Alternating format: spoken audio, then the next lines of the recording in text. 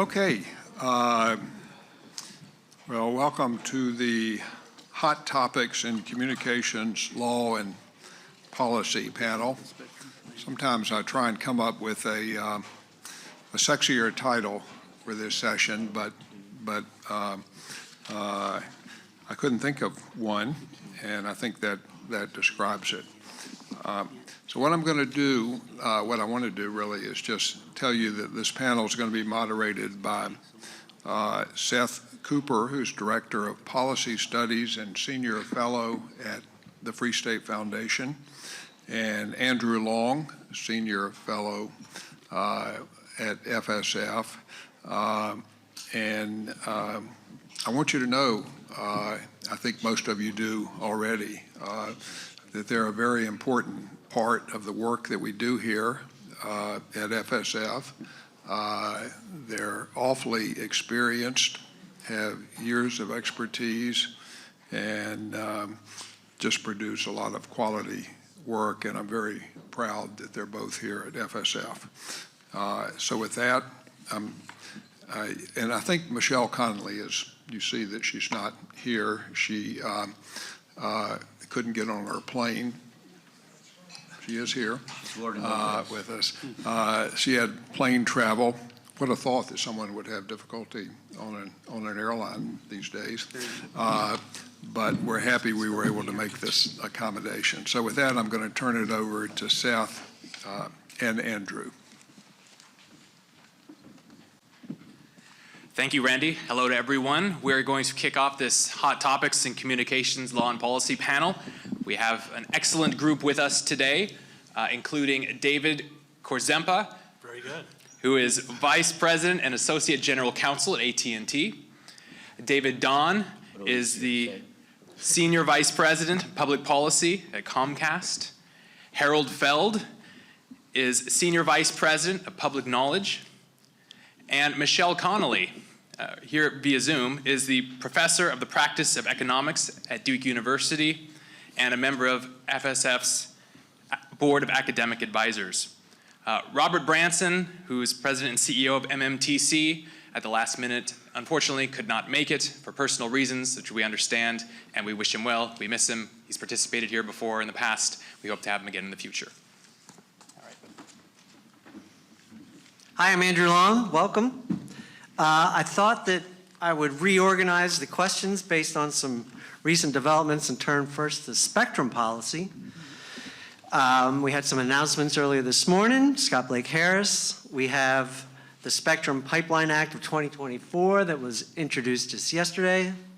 We have a docket having been opened by Chairwoman Rosenworcel at the FCC to try to address making spectrum available. And the backdrop to all of this is March, I think a little later this month, will be 1 year since the FCC Spectrum Auction Authority lapsed.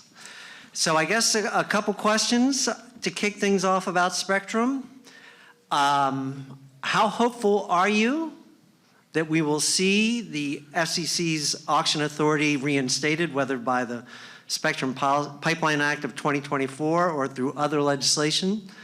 How dire do you think things might be if that doesn't happen? How remedial might these other efforts, the efforts by the FCC in particular, to try to work around their lack of authority?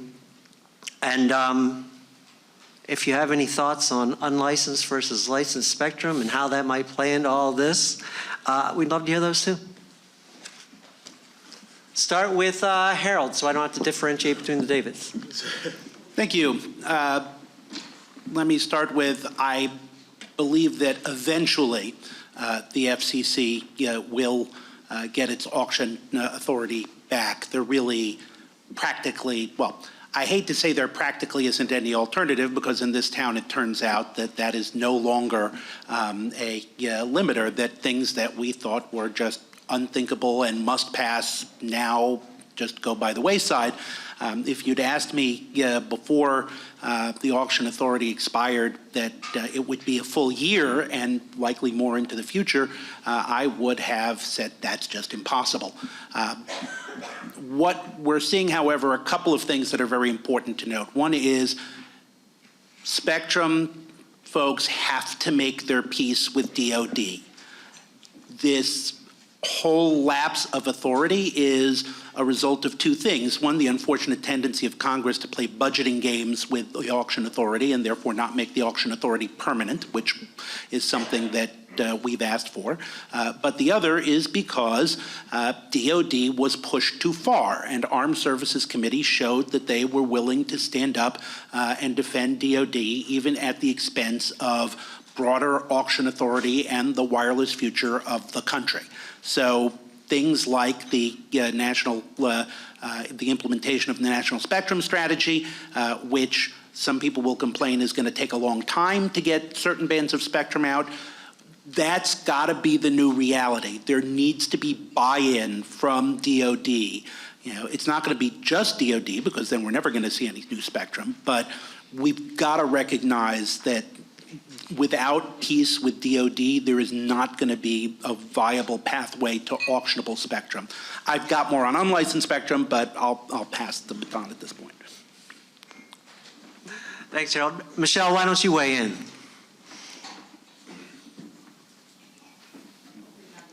Testing the technology here. Just 1 second, Michelle. We don't hear you. Yeah, that was called error on the part of the can you hear me now? We can. Okay, great. So I was saying I don't have a lot to add to what Harold said, other than to confirm that I agree with what he's saying, in particular with respect to this authority needs to be reinstated, and it needs to not be this temporary reinstatement. FCC really needs permanent authority for spectrum auctions, so that we don't have these starts and stops that we never expected would be possible since 1994, but we are seeing. So that needs to be smoothed out and in a way that is permanent. Thanks, Michelle. Actually, the other thing I would say is in terms of the DOJ, which is very interesting to see kind of how that played out, but is the idea that there needs to be an incentive for federal entities who are using spectrum to wish to move or share or do other things. So they either have, there has to be a mechanism created whereby they're implicitly paying for the right to use this, or explicitly getting a subsidy for being willing to give up certain uses. And that might help in terms of getting agreements in the long run. Thank you. Speaking of economic incentives, before I tee this up for the Davids, I just want to acknowledge that as we think about spectrum auctions and how they efficiently allocate a limited resource, when it comes to the decision by policymakers to allocate certain bands to license use, where we will have that auction triggering effect and learn how valuable things are by how much people are willing to pay for them, and unlicensed spectrum, which clearly has use cases and clearly is a public good. How do we decide, without an ability to license unlicensed spectrum, how much spectrum is enough for unlicensed use? And I will start with David Don. Sure.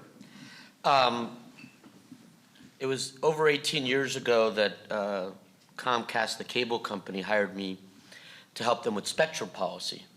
And no one was clear what that was all about at the time, including myself, perhaps.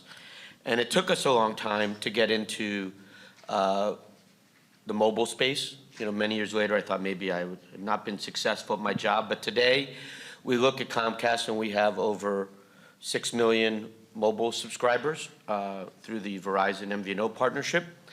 But we also look at a variety of other areas in spectrum. Right? We tend to focus a lot of these discussions on mobile services, which are obviously hugely important. But as you know, and a lot of advocacy I did in my former position in spectrum policy, the unlicensed space was getting not enough attention, and it really is the workhorse of spectrum in this country, and it still is today, even with all of the additional, the addition of mobile spectrum. The vast majority of content, of traffic, is still carried over unlicensed networks, not just at Comcast, where we try to offload as quickly as we can our wireless network, but we carry the bulk of traffic on AT&T devices and Verizon devices and all the other devices as well. So clearly this is an area where we need to continue to invest in and ensure that it remains robust to carry the increased amount of traffic that we're seeing every day on mobile devices. That said, there's a role for all kinds of different experimentation and licensing mechanisms. We have exclusive licenses, but the shared license bands are also a way to make sure we're using spectrum more efficiently, right? Some of these bands, we know at the Defense Department, weren't being used intensely. Doesn't mean when they use it, it's not critical, right? But some of these, if you look at CBRS, are radar systems that are on ships that are typically not actually on shore. So we're able to use the spectrum, CBRS, very dynamically, because they're very rarely used by the Defense Department, but we've come up with a system that when the Defense Department needs it, they get the priority access. And that kind of creativity is critical to making sure we are intensively utilizing the spectrum. If we can't relocate these heavy users in government, then we're gonna have to figure out a way to share. And at Comcast for the moment, I think some of you probably know, we are investing in the CBRS spectrum along with other cable companies to increase the ability to offload onto our own network as soon as possible. Just like we use Wi-Fi to offload, CBRS will also be used to offload that traffic. So there's a room for a variety of different business models, and there's absolutely need to allocate spectrum in all of them. Thank you. I see a lot of familiar faces out here. I was really nervous, actually, to be on this august panel. I've never been on a panel in particular with Harold Feld, so I know I've made it in this town now. And hopefully that's true at the You end will of be this. amazed at how reasonable I am. So far, so good, Harold. So, spectrum I'm going to talk a lot about. This is really important stuff. Obviously, we all know that FCC Spectrum Auction Authority needs to be re-upped. But in addition to that, as wireless carriers, there's a real issue here because the United States is falling behind on designating high-powered mid-band spectrum for 5G use. Why is that important? Well, I'm sure all of you have used your wireless phone and connected to a wireless network today. We project that 5G data usage will go up 5 times by 2027. So there's a capacity issue. There's also a competitive issue globally. The United States is now 13th. We shouldn't be 13th in anything, but we shouldn't be 13th in allocation of mid-band spectrum, but we are. And there's a national security concern. By 2027, China's projected to have 4 times more mid-band licensed spectrum than the United States. And I got news for you. They ain't waiting for us to catch up. It's a little south side Chicago, came out there, sorry. Licensed spectrum has brought competition to the market. I think 15% of users, wireless users, solely use their wireless phone to access broadband. That's even higher among low-income households.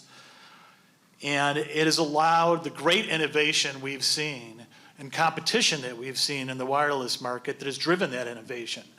I was just thinking yesterday about what it was like to access the internet on 3G and what a difference it made when we introduced 4G LTE service, and what a difference, again, 5G will make.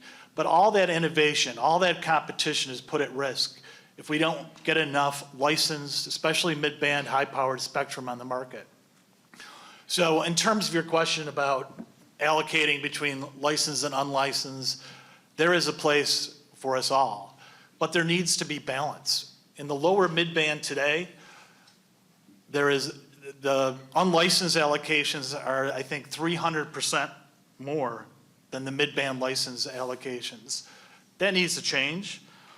And again, I'm not saying there's not a place for license. We've allocated a tremendous amount of unlicensed spectrum in the 600 megahertz band. Other countries like the UK and Brazil are looking into taking a portion of that band and allocating it to license use. And we'd encourage you as policymakers to do the same.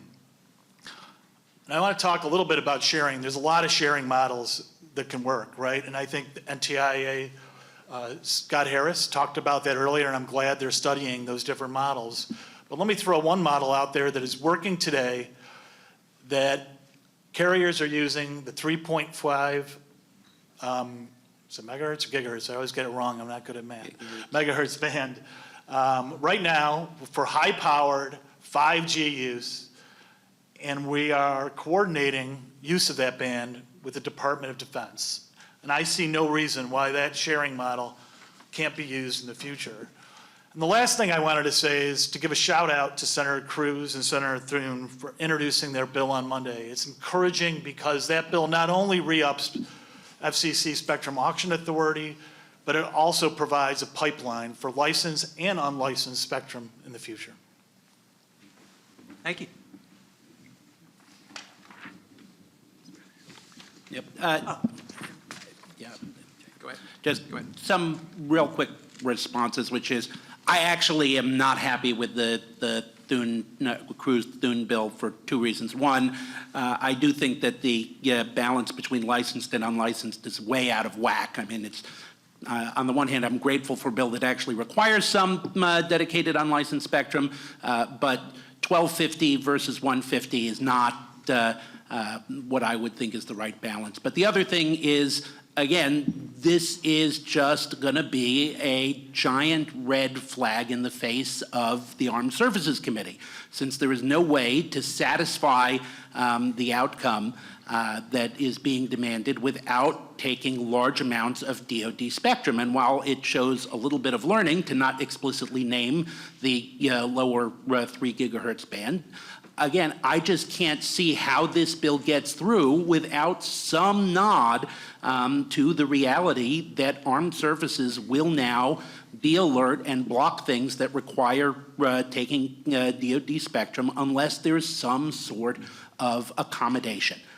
So I think maybe this serves as an opening gambit, but I think it is more likely to get people angry than it is to, in hardened positions, than it is to move things forward. The other thing is, yes, the CBRS sharing is an excellent model in that it incorporates both the federal military, the licensed, and the general access unlicensed equivalent. And that is a kind of sharing we should see more. And the notion that we have to choose between unlicensed and licensed in particular bands is, I think, a unfortunate legacy idea that we should discard. It is, unlicensed started as underlays. It started in the high bands, as 3 and 5 were back in the day, to share with other users, and we can move forward. That's exactly the kind of dynamic, cutting-edge technology that we should be focused on, where instead of saying, okay, we're just going to take this amount is just licensed, this amount is just unlicensed, we should be saying, how do we provide both licensed higher power services and unlicensed lower power services in the same band? The FCC had a policy statement almost a year ago today, which talked about how we need to wake up to a new reality. It's been a little disappointing to me to see that the Office of Engineering and Technology has apparently not read this policy statement in the proceedings in which they are looking at how to accommodate potential new entrants, and are once again defaulting to the new entrant has to protect the incumbent at all costs, rather than, as the policy statement says, preventing harmful interference is all of our responsibility. But hopefully we will be able to move forward in some of these proceedings and continue to grow the sharing technology. All right, I'm going to change subjects a little bit and touch on USF reform, at least briefly. I first want to address the issue of the financial sustainability of USF. That's perhaps a debated issue. I'm wondering, Professor Connolly, if you have a view about USF's financial situation. Is it a sustainable one? I'd be interested in your perspective. No, it's absolutely not sustainable. sustainable. I mean, costs keep rising, the basis upon which they're getting revenues is decreasing, so it's absolutely not sustainable. I would be someone who would favor that this should be really supported by money that Congress puts aside for the Universal Service Fund, as opposed to trying to find and identify specific targets for contribution. Markets change quickly, and it's also not clear that targets that might be named aren't going to be, let's say, shifting as, in different administrations, who they might choose to target could change. And fundamentally, when you're targeting specific industries or specific companies, you really are concentrating the burden. A much more diffuse burden would be the general tax population, and that would create the least amount of distortions. But that said, one of the biggest things we need to think about is reducing the Universal Service Fund as a whole and their expenditures as a whole, because that has really crept up to ridiculous amounts. All right. Well, thank you. Senator Ted Cruz recently released a white paper in which he identified a series of principles to guide USF reform, and one of them was to focus USF funding through Congress and congressional appropriations rather than surcharges. We've also seen some proposals, including from at this very conference last year by FCC Commissioner Brendan Carr, recommending other online services be subject to surcharges and contribute to the USF system. David Korsma, do you have a viewpoint on USF contribution reform and policy going forward? I think you have to go back to the beginnings of why we established USF and why those who paid for it originally paid for it. We ensured that we were providing subsidies for important services, at the beginning of telecommunications services, now broadband, and we ensured that the companies that benefited from that subsidy, originally the telecoms, paid. What's happening now is that, especially when we have these robust subsidy programs that are really getting broadband out to more people, a broader set of our economy, a broader set of services, a broader set of companies are truly benefiting from those subsidies. And what we're saying is that for the health of this program, they need to start paying into the program, because I think no one in this room would disagree that what's going on now, 34% contribution factors, are simply unsustainable. And it's unfair to put that type of contribution on the backs of one set of diminishing customers. David Don, do you have a view on this? Sure. When you said we're going to go back to the beginning, I thought you were going to say when Theodore Vail cut the deals that led to the concept even. But anyway, clearly the system is stressed. When you start getting Congress to talk about it, then you really know maybe you've got some attention. There are a bunch of factors to consider, but it's not just contribution. Obviously, contributions we have to look at. Expanding the contribution base probably makes sense, whether you do it through the FCC or through general tax revenue. Then you want to look at where we're expending these resources on. I mean, Congress is spending probably over $60 billion on infrastructure, broadband infrastructure, over the next 5 years, and none of that's being considered. What are the universal service implications of that? Are we going to put universal service on top of that and now pay OpEx for all of these companies that have gotten subsidized CapEx? So there's a lot to talk about here and a lot to consider on the expenditure side. I mean, we're still subsidizing 10-1 construction at the FCC. So I think everything should be put on the table and we start looking at wholesale reforms. Contribution is a piece of it that I think David talked about, but we've got to look also on the expenditure side and consider what the government is doing right now already. So Sure. I'm going to start by saying I agree with a lot of what's been said so far. The system is very clearly broken. We really ought to be considering what we want to spend the money on. The CapEx versus OpEx is a very important point. I would throw in funds for resiliency and for hardening of existing networks against natural disasters, or what I call human-created events like cyber attacks, where it's going to cost money to do that. That's a thing that is shared commonly by everybody, to have networks that operate during natural disasters or bounce back quickly when they're destroyed by hurricanes and wildfires. And that is a thing that it would make sense to subsidize, as well as the initial deployment of these networks. At the same time, I think that what we have seen now with the Affordable Connectivity Program, the ACP, shows the real problem of relying on an appropriations approach. I mean, here is a program that, in theory, everybody loves. It's connected, 22 million people. There have been letters from Republican governors asking Congress to save the program.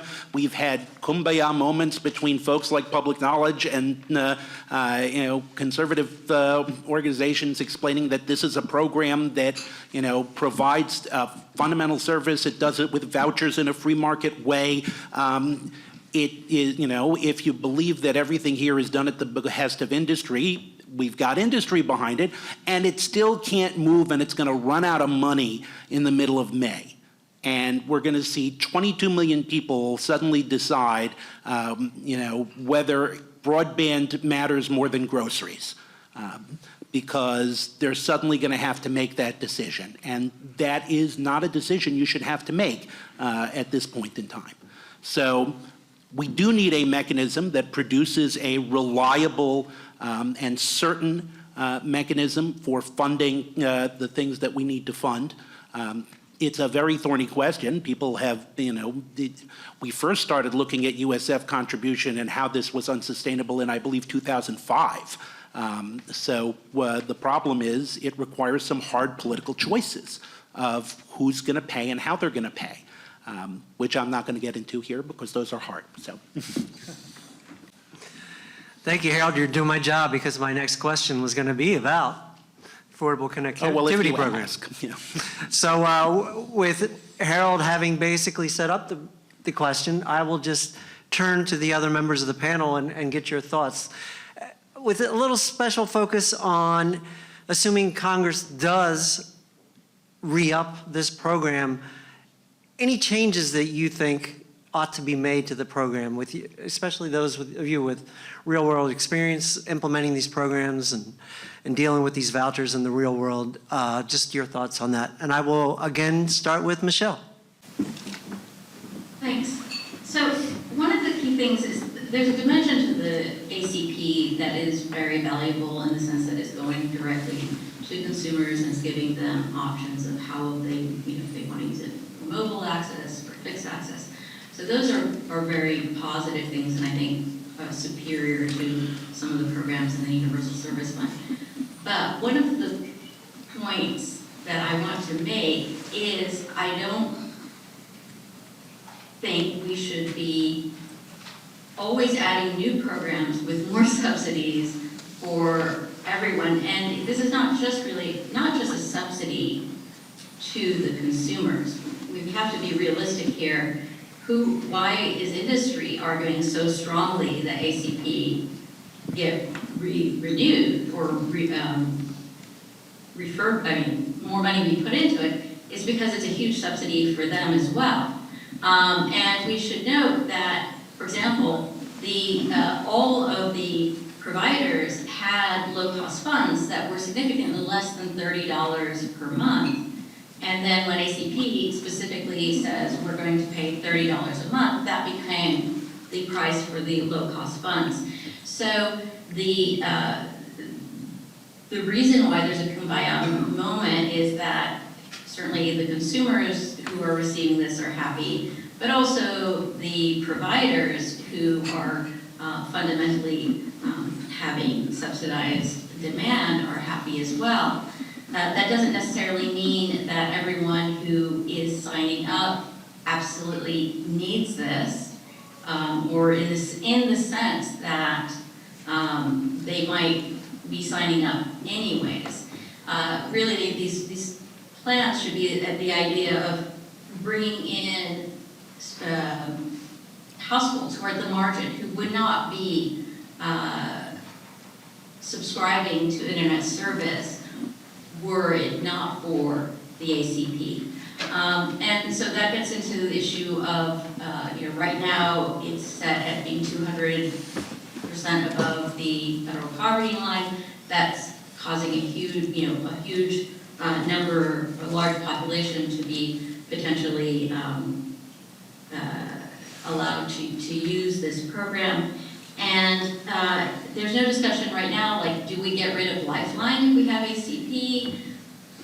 What do we do with the just always increasing costs of Universal Service Fund? And to Harold's point, when he's saying, well, the reason I wouldn't trust using the general Congress to appropriate taxes for this, that's actually the reason why I would argue you need to have Congress be appropriating this, because Congress is going to look at where are we spending our money. They're not going to look at it just in a vacuum. Whereas when we're thinking about the Universal Service Fund, the more you make it kind of self-replicating, it's a creature.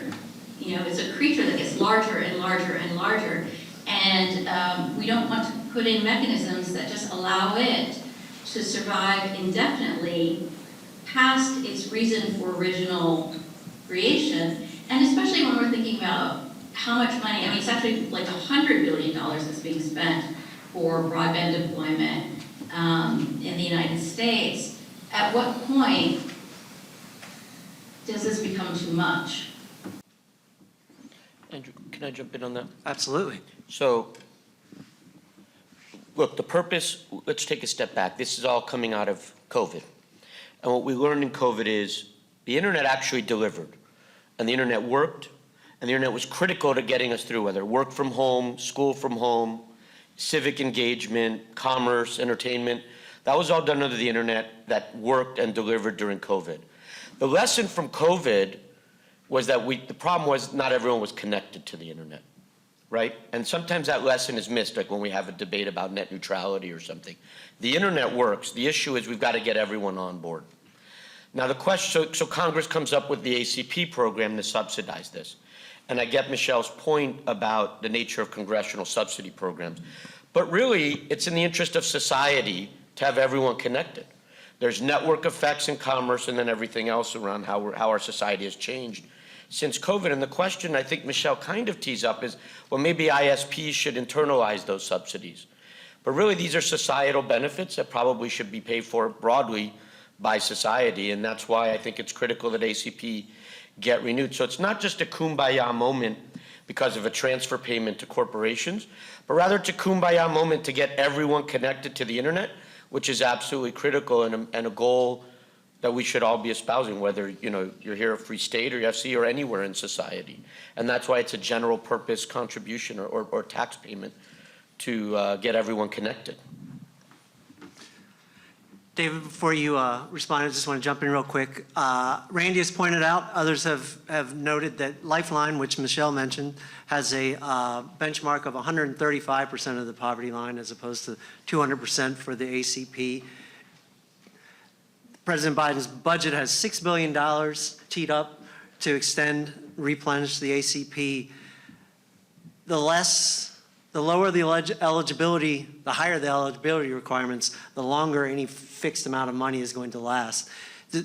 Does anyone here have any specific thoughts on lowering that eligibility requirement and how that plays into the societal benefits, but also the costs and the ability of Congress to, on a regular basis, reappropriate money for this program? Harold? Yeah.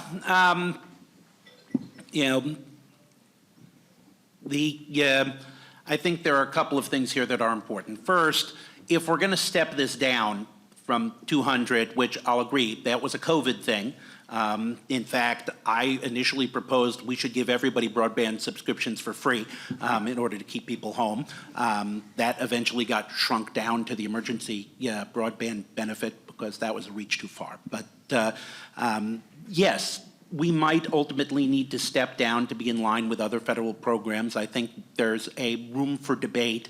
I would prefer to see the current levels maintained because I do think that even at 200%, we are burdening people in ways that we should not be burdening them to maintain a fundamental service. I mean, we should not force people to choose between, paying for heat, paying for medication, paying for groceries, or paying for broadband. Those aren't choices that people should be forced to make, particularly not on a regular basis, just because they're a little bit higher than the threshold. But so I would definitely, if we're going to step it down, would like to see a way to wean people who will be kicked off the program gradually so that there's not a sudden giant cliff effect, which will have significant implications for the individuals who suddenly find themselves needing to find additional money per month.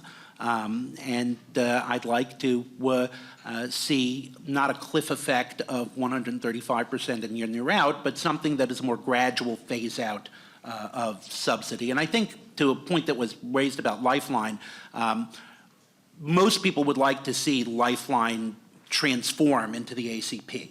I do think that there is a concern about maintaining voice service, which people tend to underestimate given the importance of broadband, but that's your 911. And the fact that ACP is just a broadband program means we would want to modify it to be to include the phone services that are included in Lifeline as well as broadband. But I think the ultimate goal is to make Lifeline like ACP rather than keep ACP going in conjunction with Lifeline. David Korzempa? I remember a stat that says that 30% of people that have access to the internet don't subscribe. And that's why the ACP program is important. That's also why digital literacy programs are important as well. So we support refunding. I'm going to defer to Congress and to decide how to fund it and just what the parameters of the program are. But I will say this, we are facing potential ending of the program. And my company is committed to coming up with innovative offers and ways to keep customers connected that might be losing ACP. I have a competitor here next to me, a few others in the audience, so I'm not going to get into specifics. But I agree with Harold that, if this program does go away, we're all going to need to commit ourselves to keeping those customers that benefit from it still online.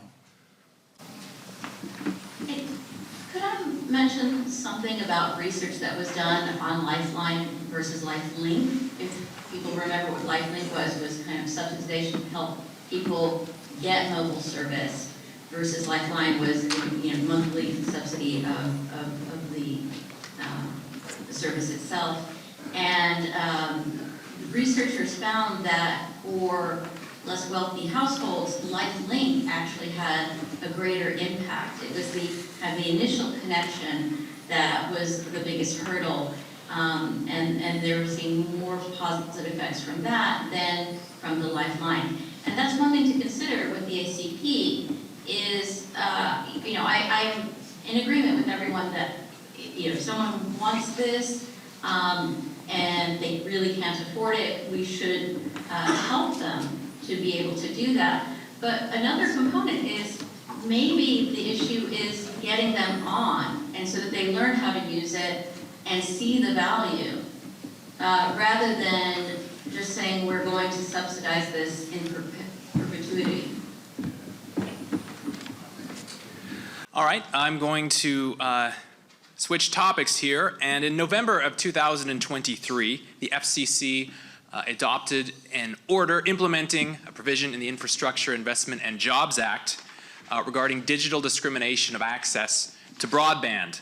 The FCC's rules from its November order prohibit not only intentional discrimination of access to persons of protected classes, whether it's race, ethnicity, religion, and so forth, and level of income. Its rules also prohibit unintentional or disparate impact discrimination as well. I would be interested in the panelists' view of this order, which has become, I suppose, a major rule, maybe even a major question. And I want to start with David Don. Sure. So I think our prior speaker, Jeffrey Rosen, outlined what's going on in the regulatory state that I think is fully, revealed, I guess, in the FCC digital discrimination order. You have Congress wanting, I think, to focus on a narrow issue of deployment of services and making sure they are available everywhere, and then you tie in, you make them available everywhere, and then you have a subsidy program so everyone can get on, and it's a clear package here, right? Let's get it, internet everywhere, let's get everyone on. And the FCC seems to have gone off the rails, expanded things around disparate impact, around a host of other subjects. You saw, I read this morning that the landlord trade association or the multi-tenant trade association is appealing the FCC jurisdictional reach. And the real problem is, by going so far, and look, there are issues all over our society. That doesn't mean the FCC can address them all. The FCC was asked to tackle broadband deployment, and they're trying to tackle broader issues. And then they put at risk the ultimate goal, right, or the primary goal, which was digital deployment. So now you go overly broad, you're at risk in court, you bring up major questions doctrine, and the progress you're trying to achieve, which might have been only incremental, let's call it broadband deployment everywhere, gets lost in the shuffle about these other questions, which are probably beyond the FCC's authority. And they're going to lose probably in court, and you're setting back what we were meant to achieve, which was to get everyone on the internet. Harold, your comments with public knowledge are probably some of the most, they were the most thorough and forceful advocating for a disparate impacts liability, so I would be interested in your views. Right. This is where all of the agreement starts to end, and we get into the more vigorous debate. But Well, they bought their tickets. yes. But as we said repeatedly in our comments, look, if it has been the policy of the United States since the formation of the FCC, and indeed before that, that one of the core purposes is for everybody to get online. That's true. And for everybody to have the same level of service. That's, in fact, what it says in 254 for universal service, to guarantee the same level of service. This was not just about deployment. Congress made very specific findings in the statute about how there was a persistent digital divide, that digital divide was explicitly impacting not just rural communities, but also low-income communities who are included in the protected class, as well as communities of color. And the reason for this is business is business, and folks don't deploy in neighborhoods where they don't see an economic value, whether that's because of the low income or because of unfortunate stereotypes that continue to persist in historic patterns of investment and disinvestment.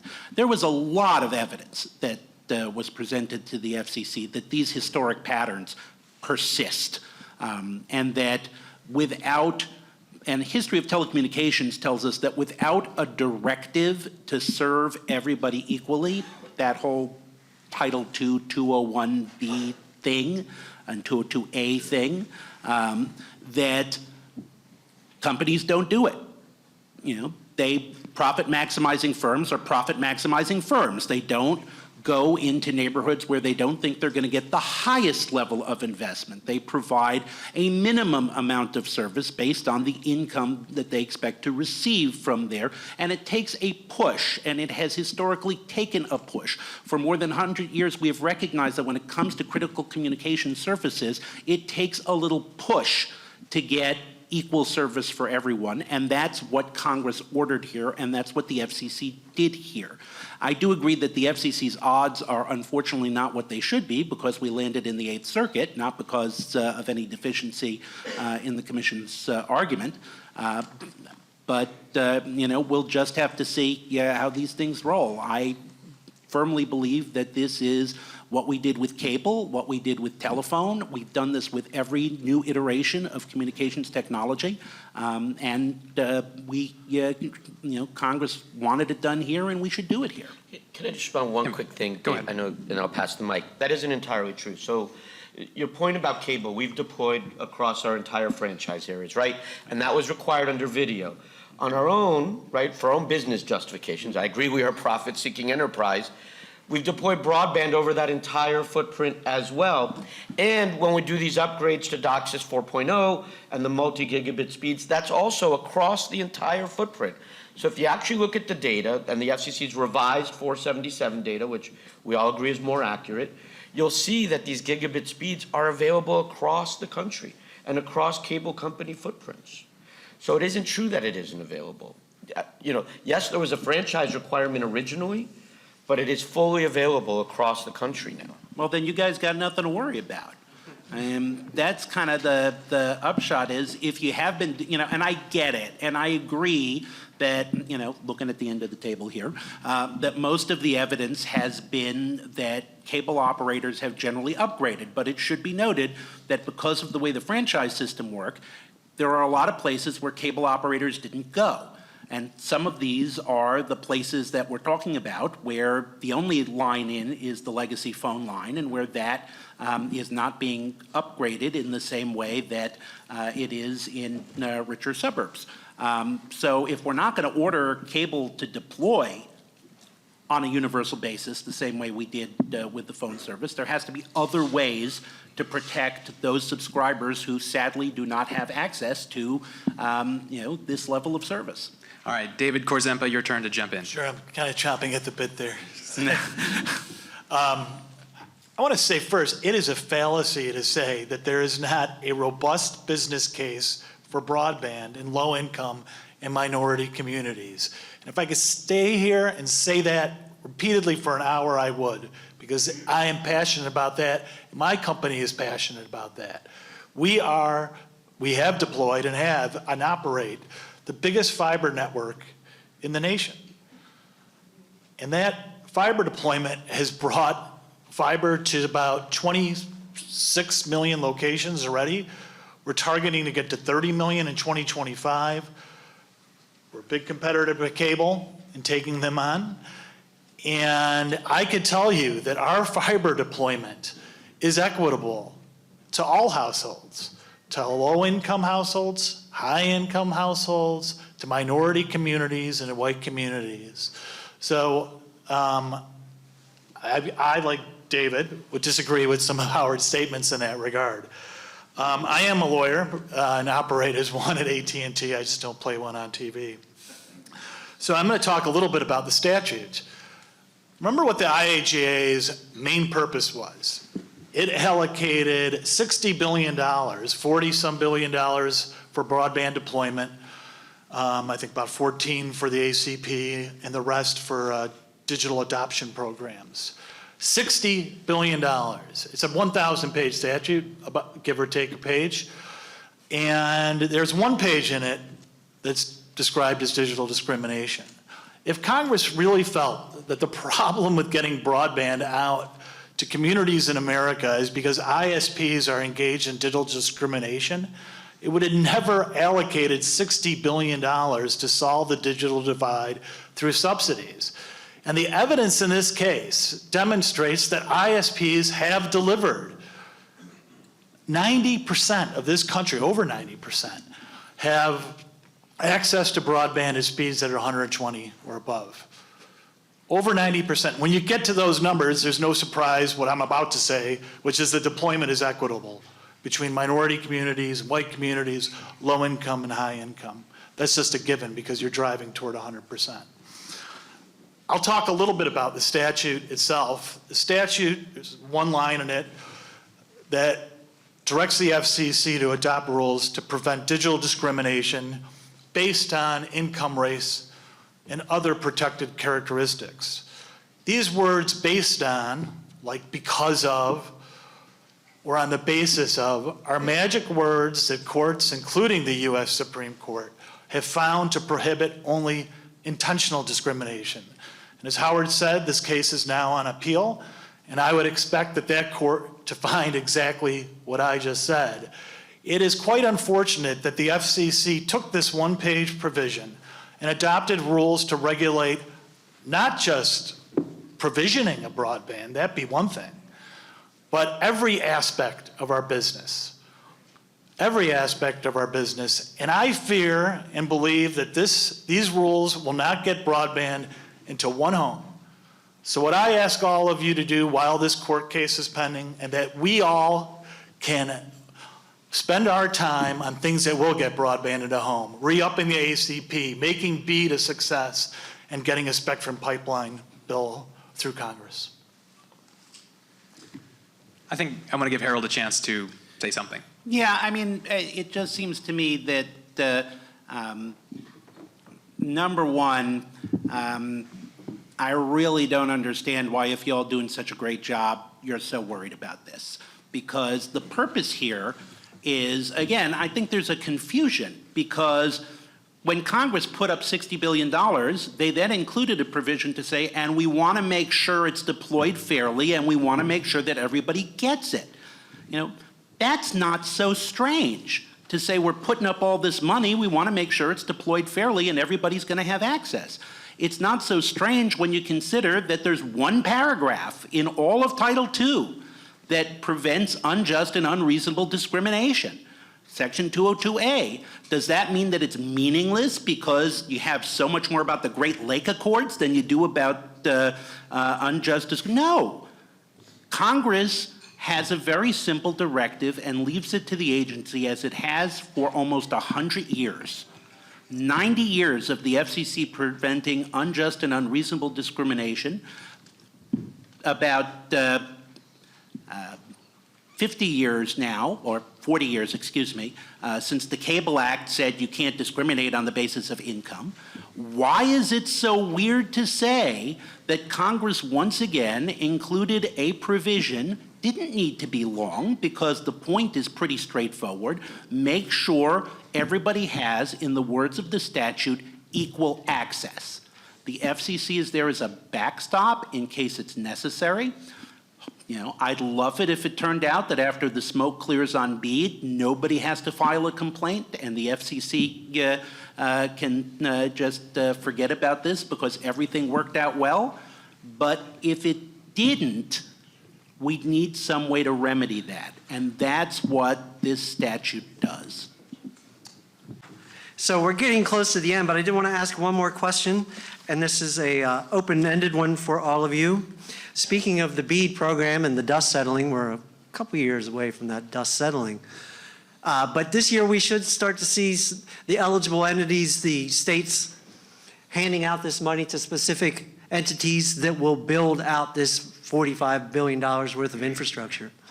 There's a lot of things that people are worried about, whether it's rate regulation, whether it's overbuilding, whether it's duplicate grants going to the same locations. I just would love each of you to give me one or two top things that you're going to be looking at in 2024 to make sure that the BEAD program does as Congress intended. And I will start again with Michelle. Wow, I'm so lucky today.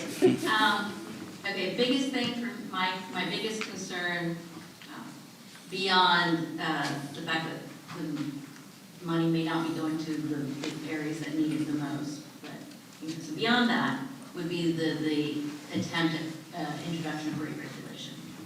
And I think that's very significant. Virginia just wrote a letter saying that they were having problems with this. And when we think about the attempt to reintroduce Title II regulation, and concerns over the total cost of ACP, all these things point to a strong desire by the government or the FCC to potentially start regulating rates. And so that would be my largest concern. Quick follow-up, since you are an economist. The IIJA says two potentially contradictory things. One is that there shall be no rate regulation, but it also says that recipients of these subgrants must provide a low-cost option. How do you thread that needle? Well, luckily, I read your article. So I'm going to plagiarize your statements, and I think it's very difficult, and that is commonly the problem with regulations, like, well, we wish to achieve this, but we won't do it in a bad way. Well, how do you do it?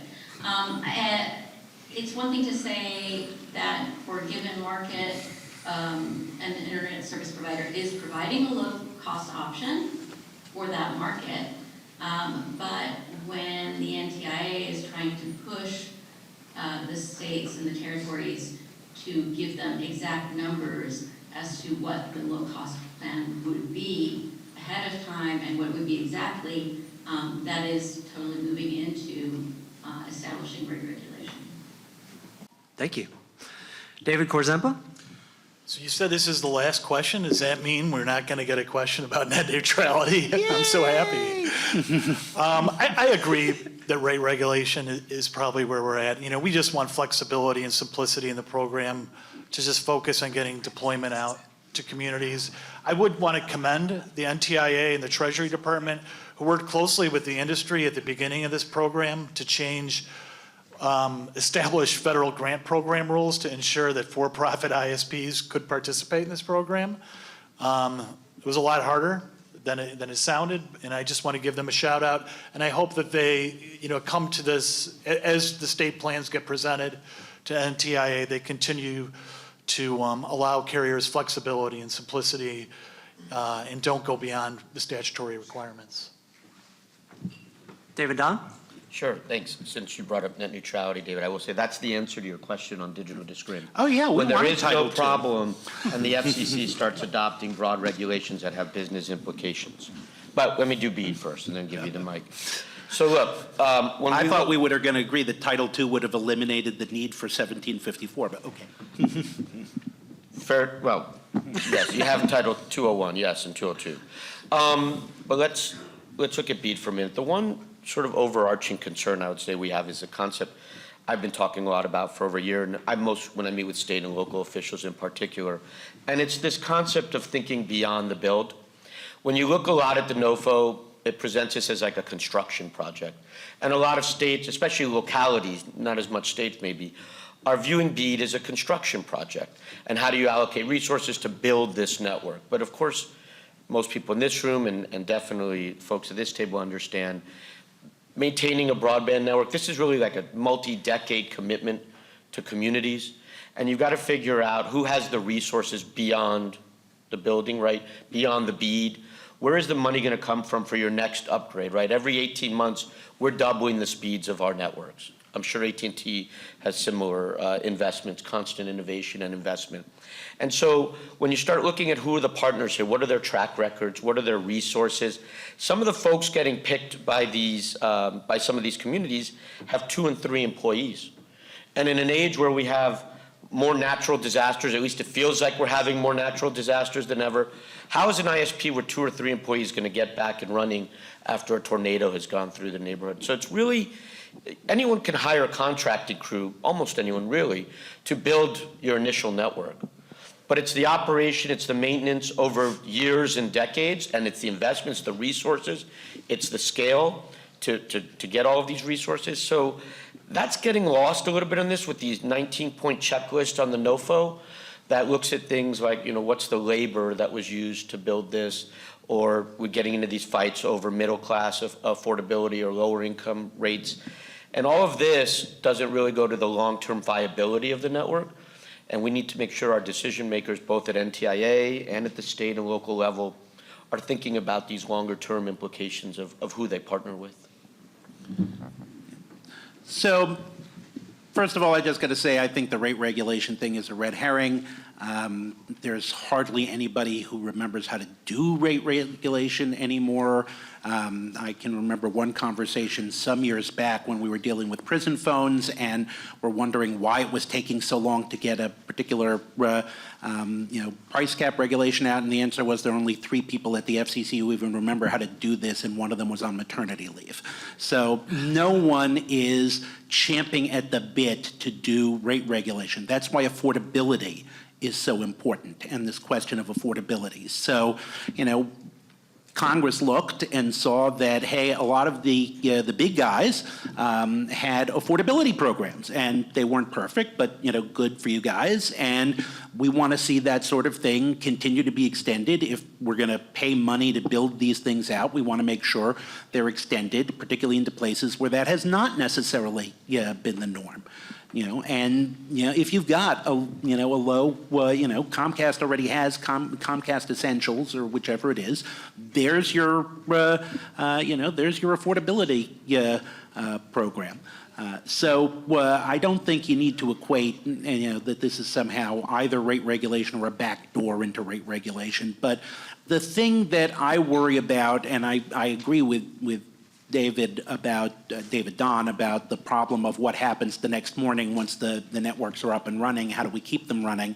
But that was back at our USF conversation at the beginning of the panel. But the thing I worry about actually is the enforcement. And I don't mind bribing companies to do the right thing. I'm all for ACP, but I want to make sure you get what you pay for. And there's a lot of money going out to a lot of states that have the initial oversight. And, NTIA is tasked with kind of a general oversight, but this is not a situation where, like with RUS or the FCC or other programs that are federal programs where the federal government, has a direct oversight role where potentially you can go and enforce against the bad guys. This is going to be very complicated to make sure that the money actually gets used in the right way. And this is not money that we're ever going to see again. We're never going to see an investment like this again. And if this money gets diverted and pocketed and used in inappropriate ways, then that's it for that community. And that's the thing that worries me most about this. Well, I want to actually pull the rug out from things, so to speak, and inject net neutrality into this panel, just because that's exactly the way net neutrality is. It just does that. And I'd actually want to touch on, though, to do that, all those issues come up many times, a super duper majority of these conferences going back, and I've been to 15 out of 16. I'm working on a merit badge. But there's something new this time, and it's been, according to the FCC's Safeguarding and Securing the Open Internet NPRM, the rules this time are being justified in part as a public safety, national security, and cybersecurity measure for furthering those priorities. I'd be interested in your view about this new rationale for open internet regulation. David Korzempa. Let me start by saying what my takeaway from those reasons for Title II is that the FCC or the NPRM, the proposed item, can't cite to the usual reasons that they cite for net neutrality, which is that ISPs could break the internet. COVID showed that we were ready, okay? Or that we would engage in activities that would stifle the ability to consumers to use the internet as they want. Our opponents bring up a lot of really dated examples and small ones, but they can't point to anything today while that's the case. And there's a reason for that. Is because if I took away, as AT&T, the ability of my customers to use the internet as they want, I'd lose those customers. It seems obvious, but as ISPs this time around, we actually polled our customers, polled several thousand, and they told us the same thing, and that's the free market working. Now, in terms of these particular justifications for Title II, I think you said national security, cybersecurity, I remember privacy. I'll take them in order. Cybersecurity, we have an agency, DHS, which is the expert agency that works with ISPs every day to combat cyber threats. We have a government, an executive that protects us on national security, and many agencies tasked with, executive agencies tasked with doing that, including BIS, the DOD, Department of Treasury. And on privacy, we have a expert regulator, the Federal Trade Commission, which is regulating privacy for decades. So I don't think any of these make-weights justify imposing Title II regulation on a business Title II regulation that will impose costs on a business that will negatively impact broadband deployment in the end. All right, I really quickly want to go to Michelle Connolly.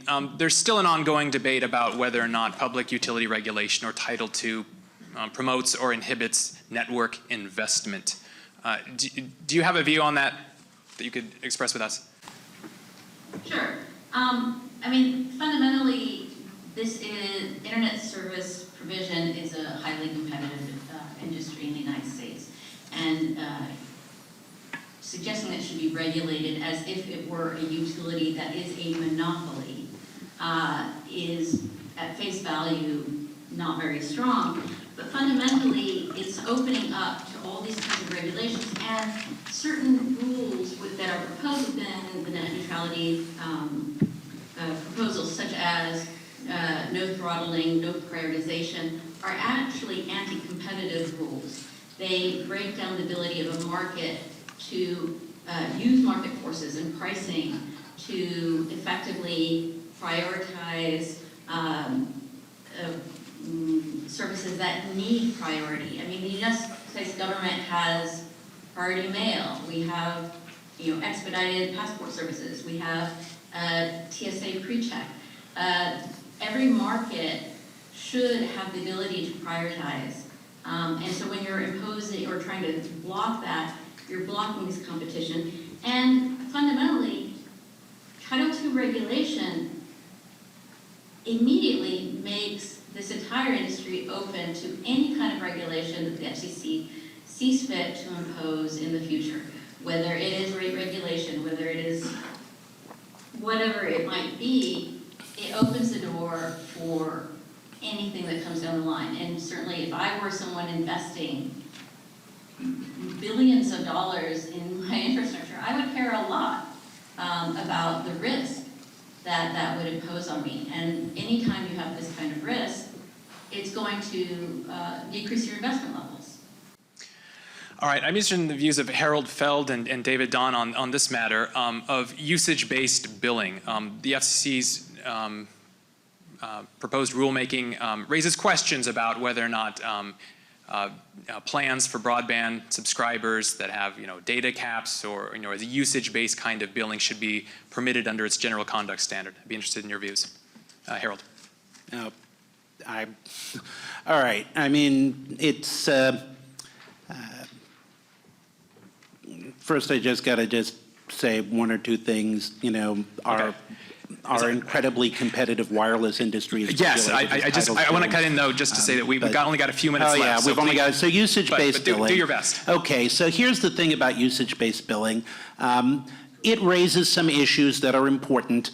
Some of these are competitive issues. No offense to Comcast, but they are vertically integrated. They have a video streaming program as well as a broadband platform. So you do got to worry about that kind of thing.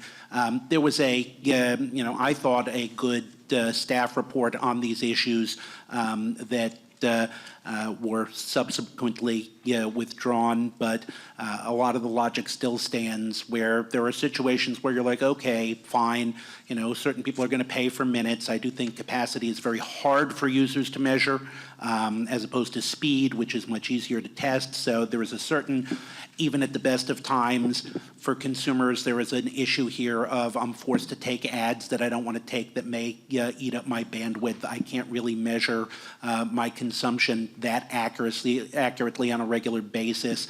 But let's assume we could get past all of these problems. We would still have a number of issues with usage-based billing generally, particularly the data caps idea, and the concern that it becomes another way to charge by keeping data caps low as uses like video conferencing become more routine. So how do you make those, more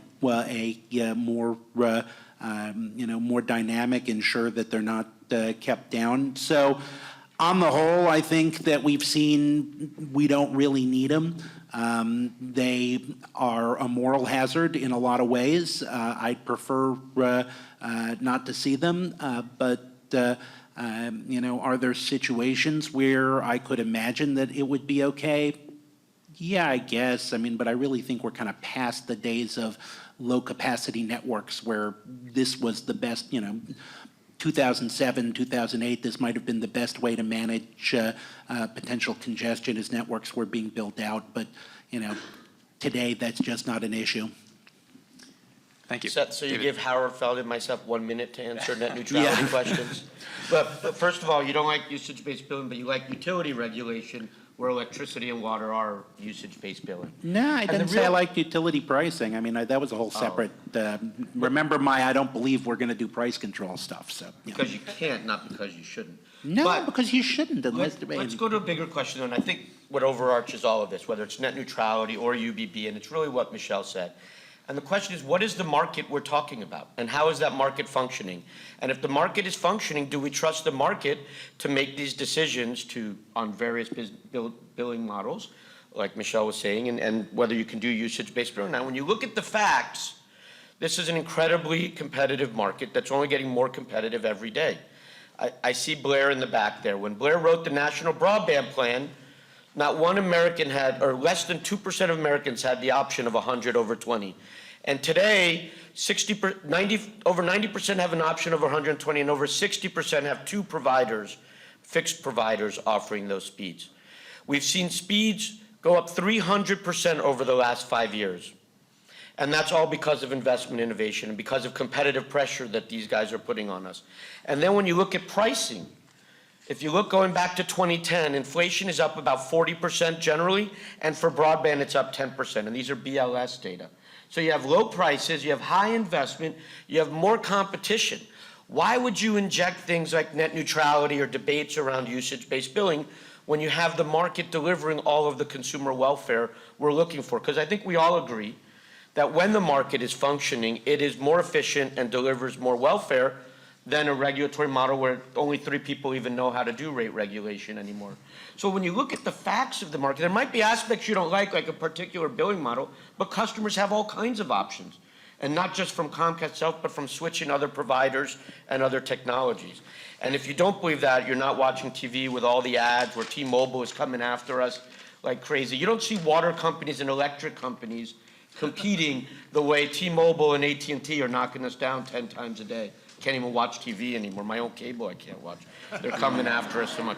So when you accept what's really going on in the market, all these other questions are simple. We shouldn't do net neutrality or UBB and a lot of these other things. I have talked about this since 2008. I have blogs on this going back that far, dealing with all of that. I'll just kind of put that out there to refer to. But ultimately, what it gets down to is this. What Tom Wheeler said in 2015, that this has become too important to leave to companies alone. There is a reason why we have basic oversight of a lot of services, even when they are competitive, because when something goes wrong, it has the capacity to really go wrong. If only a few people are hurt, they're hurt. We don't have regulation of food. You brought it up. You brought it We up. don't have were ready to retail go. regulation Fair of enough. food or housing, which are also critical services. We don't All have right. Title II on food. Our time is up. Our president is coming. His looming shadow is coming this way. I want all of you panelists, I appreciate, stay seated, and because he's going to have a few words with you.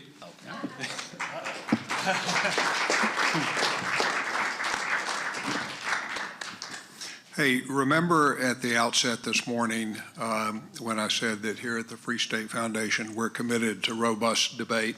You guys remember that? Many of you have been here many times before, and you know, Harold, as you probably know, I've had at this very conference either Chris Lewis or you for about 6 years in a row because I do think that we all benefit from having that type of debate. By the way, I've never been to a public knowledge conference. I don't. Maybe you guys don't do any. We don't do them. You know, but if you do, you've got my email address. Listen, this was really great. It was nice to be able to sit there and listen to it, and there was so much good content, and I know we could have gone on longer. I have, for each of you, you can pass these down, Free State Foundation cap. I don't give them to the government people anymore because I don't want to get thrown in jail for a $10 cap. But, Send Michelle hers and. yeah, Michelle may This have. picture is going to haunt me two or forever. Where's the photographer right now? Where? Someone take the, oh, there he is. Get that right there. Okay, well, one more time. Well, before we do that, let me just tell you what we're going to do next. They're going to depart, and then we're going to have Blair Levin and Paul Gallant step up. We've only got now about 25 minutes for them. When we get through with that, we've got a very nice buffet lunch. Those panels are going to be removed. I guarantee you, you might think you're at a wedding or a bar mitzvah or something like that. And then after lunch, or even while you're having dessert, then we're going to start the final session that's going to be moderated by Mike O'Reilly. So thank to all of you again for that. Thank you, Howard. Thank you, guys. That's great.